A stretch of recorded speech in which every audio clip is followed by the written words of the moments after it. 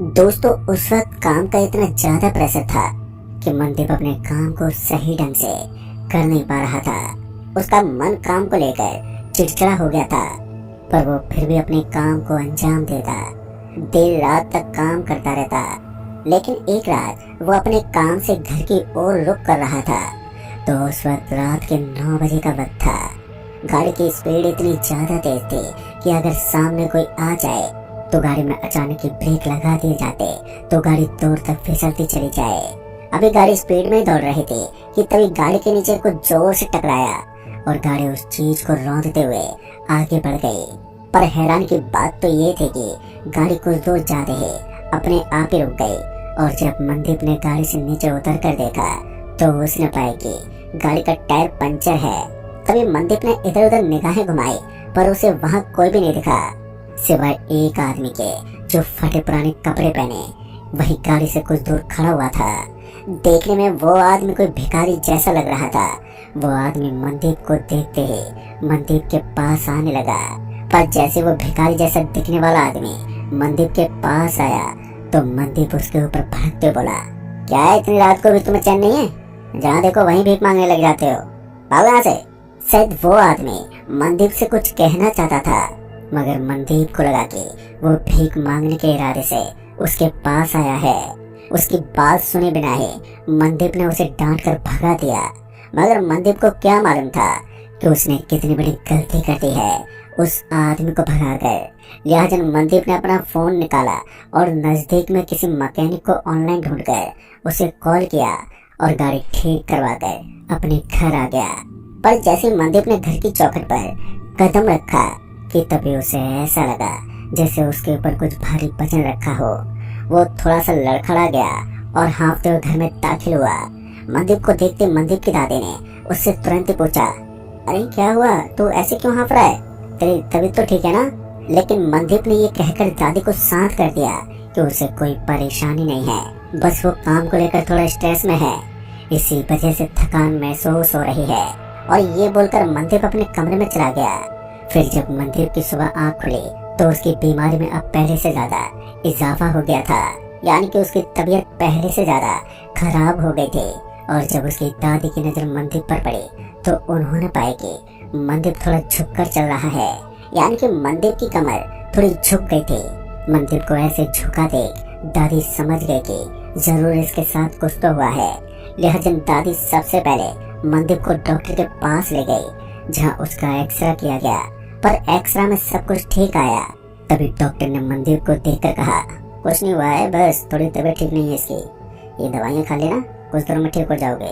और ये बोलकर डॉक्टर ने मनदीप को घर भेज दिया। फिर ऐसे ही कई दिन बीत गए मगर मनदीप की तबीयत में कोई फर्क ही नहीं पड़ा। उसकी कमर दिन पर दिन झुकती जा रही थी, यानी कि वो एक कोबड़े की तरह दिखने लगा था। उसे ऐसा लगता था कि जैसे कुछ बहुत ही भारी चीज उसके कमर पर रखी हो। दादी ने कई बार डॉक्टर को दिखाया पर डॉक्टरों को उसकी बीमारी पकड़ में नहीं आ रही थी। अब ऐसा वक्त आ गया था कि मनदीप अपने आप को ज्यादातर कमरे में ही बंद रखता। अगर दादी उसके कमरे में आती तो वो अपनी दादी को डांट कर भगा देता। इतना चिड़चिड़ा हो गया था मनदीप कि वो अपनी दादी से सीधे मुंह बात भी नहीं करता। दादी बहुत ही उसके कमरे में घुसने की कोशिश करती मगर वो घुसने नहीं देता। बस मनदीप अपने आप को कमरे में कैद करके रखता। दादी को कुछ भी समझ में नहीं आ रहा था कि आखिर उसके पोते को हुआ तो हुआ क्या है, क्योंकि दादी को चिंता सता रही थी। मनदीप की कमर पूरी तरह से कुबड़ी जो हो गई थी, जिस वजह से अब वो झुककर ही चलता।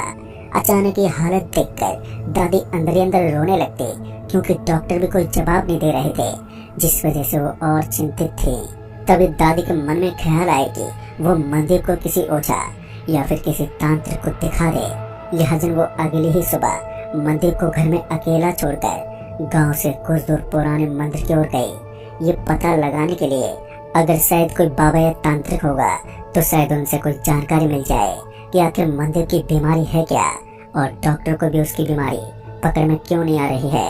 अभी दादी मंदिर की ओर बढ़ी रही थी कि मंदिर के बाहर यानी कि मेन द्वार की सीढ़ियों के पास एक आदमी बैठा हुआ था जो थोड़ी दयनीय हालत में था, जिसने दादी को देखते टोकते कहा, अरे अम्मा, आप अपने बेटे को ठीक करवाने के लिए आई हो ना यहाँ पर? दोस्तों, उस आदमी की बात सुनकर दादी तो हैरान हो गई और सोचने लगी कि भला इस आदमी को मेरे बेटे मनदीप के बारे में कैसे मालूम है और मैं यहाँ किस लिए आई हूँ। ये सब सोचकर दादी को एक झटका सा लगा।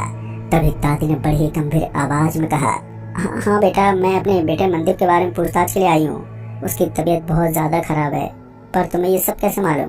तभी उस आदमी ने बताया कि मैं आपके बेटे को जानता हूँ और ये भी जानता हूँ कि उसे क्या हुआ है, पर उसे कोई ठीक नहीं कर सकता, पर हाँ एक बार कोशिश जरूर हो सकती है। दादी उस आदमी की बात सुनकर उसके हाथ जोड़ने लगी और कहने लगी कि मेरे पोते को बचा लीजिए, उसकी कमर पूरी तरह से झुक गई है।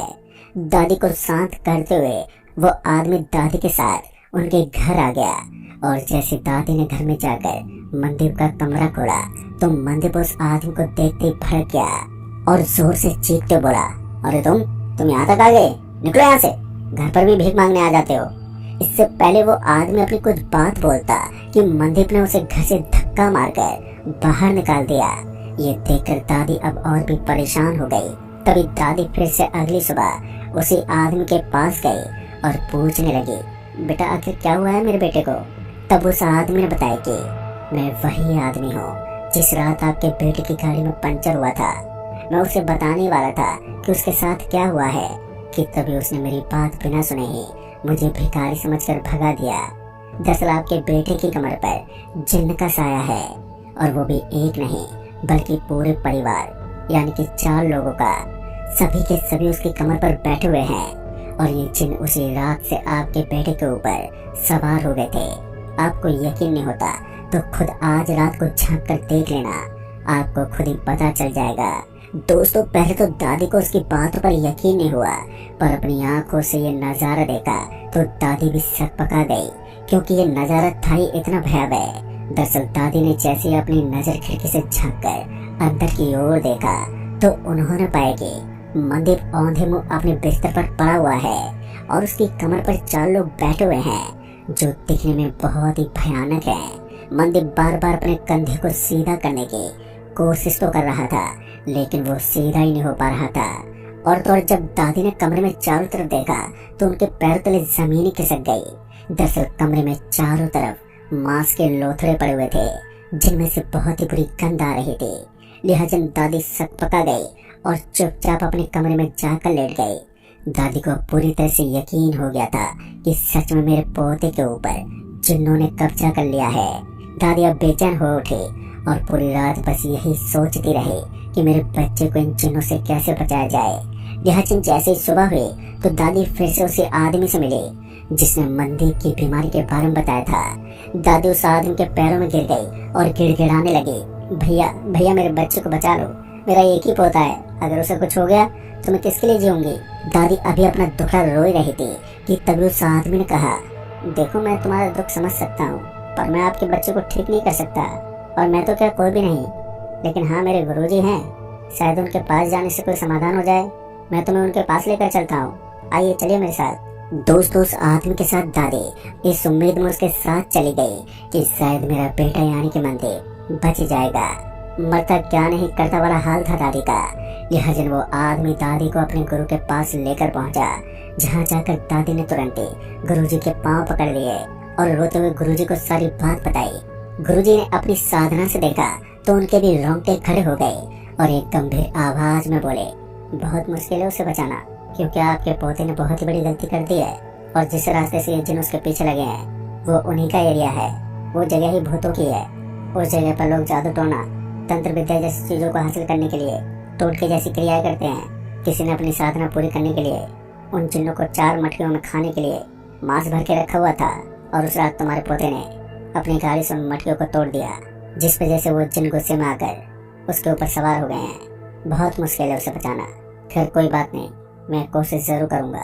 दोस्तों, सिद्ध महापुरुष आदमी ने दादी को आगे बताते हुए कहा कि आपके घर से ठीक 1.25 किलोमीटर दूर जो चौराहा है वहीं पर अपने बेटे को लेकर रात के ठीक 12:15 पर ले आना, पर उसकी बचने की उम्मीद ना के बराबर है, और ये लो उसे ये खाने में मिलाकर एक चीज खिला देना, और इसे खाने के बाद वो पूरी ताकत उसके शरीर के लिए कुछ देर के लिए हट जाएंगी और कमर भी उसकी सीधी हो जाएगी, और जो तुम कहोगे वो उस वक्त वही करेगा और उसे उस चौराहे तक लेकर आना बाकी का मेरा काम है। दोस्तों, ये बोलकर गुरुजी ने दादी को उस वक्त घर भेज दिया और फिर अगली रात को गुरुजी द्वारा बताए गए टोटके को करने में दादी सफल हो गई। पर जैसे ही मनदीप ने गुरुजी द्वारा दी गई चीज खाई कि धीरे धीरे उसका शरीर गर्म होने लगा और देखते ही देखते उसकी कमर भी सीधी होने लगी। लिहाजा दादी ने जो भी उस वक्त मनदीप से कहा, मनदीप वही करने लगा। पर उसके शरीर का ताप धीरे धीरे इतना बढ़ गया कि अब दादी भी उसके पास खड़ी नहीं हो पा रही थी। दादी ये देखकर अब घबराने लगी और जल्दी से मनदीप को गुरुजी द्वारा बताई गई जगह पर लेकर पहुंची, जहां पर गुरुजी और वही आदमी जो दादी को मिला था वो दोनों ही एक साथ मौजूद थे। पर मनदीप अपना ताप अब सहन नहीं कर पा रहा था, जिस वजह से वो बेचैन होने लगा और दादी से कहने लगा, दादी दादी ये क्या हो रहा है, मुझे बहुत जलन हो रही है। अभी मनदीप अपनी पीड़ा से जूझ ही रहा था कि इसी बीच वो बेहोश हो गया और जल्दी से गुरुजी और उस आदमी ने मनदीप को उठाकर वहीं एक खोदे गए गड्ढे में दफन कर दिया। इधर दादी ने पोते को गड्ढे में दफन होता देख गुरुजी पर बरसते बोली, ये आप क्या कर रहे हो, ऐसे तो मर जाएगा। तभी गुरुजी ने दादी को चुप करते हुए कहा, देखिए यही एक रास्ता है इसे बचाने का, बाकी और कोई रास्ता नहीं है। बाकी आगे की बात मैं आगे बताऊंगा, चलिए अभी छुप जाइए। वो वहीं एक बड़े से पेड़ के पीछे छिपकर देखने लगे और फिर उसके बाद का जो दृश्य था वो सभी की कल्पना से भी परे था। दरअसल जो गड्ढे की मिट्टी थी वो अपने आप ही बाहर निकलने लगी। ऐसा लग रहा था कि कोई मिट्टी को खोदकर जल्दी जल्दी बाहर फेंक रहा हो, पर वहाँ कोई दिखाई नहीं दे रहा था कि आखिर मिट्टी खोद कौन रहा है। तभी मनदीप की लाश उस गड्ढे से अपने आप ही बाहर निकल कर आ गई, जो जोर जोर से फड़फड़ा रही थी और फिर कुछ देर के बाद वो शांत हो गई। यानी कि लाश का फड़फड़ाना अब बंद हो गया था। और जब गुरुजी को लगा कि लाश का फड़फड़ाना बंद हो गया है तो वो सभी जल्दी से लाश के पास आ गए और गुरुजी अपने कुछ मंत्र उच्चारण करने लगे, मगर पता नहीं क्यों उनका कोई भी मंत्र उस वक्त काम ही नहीं कर रहा था। उन्होंने काफी देर तक मशक्कत की मगर मनदीप के शरीर में कोई भी हलचल नहीं हुई। तभी गुरुजी ने दुखी मन से कहा, माँ मैं माफी चाहता हूँ कि आपके बेटे को मैं बचा नहीं पाया, वो जिन उसे अपने साथ ले गए। पोते को मरा हुआ देखकर दादी का कलेजा फट गया और वहीं पर छटपटाने लगी, पर किसी तरह दादी को शांत किया गया और उन्हें उनके घर पर छोड़ दिया गया। फिर उसके बाद दादी जब भी मंदिर के कमरे में जाती तो उस कमरे से अजीब सी आवाजें आने लगी और साथ ही एक गंदी बदबू भी। फिर इसी के चलते कुछ महीनों के बाद दादी भी चल बसी और वो घर हमेशा हमेशा के लिए वीरान हो गया। पर दोस्तों कहते हैं कि आज भी उस घर में भूत रहते हैं, किसी की आवाजें आती हैं जैसे वो बहुत ही दर्द में हो।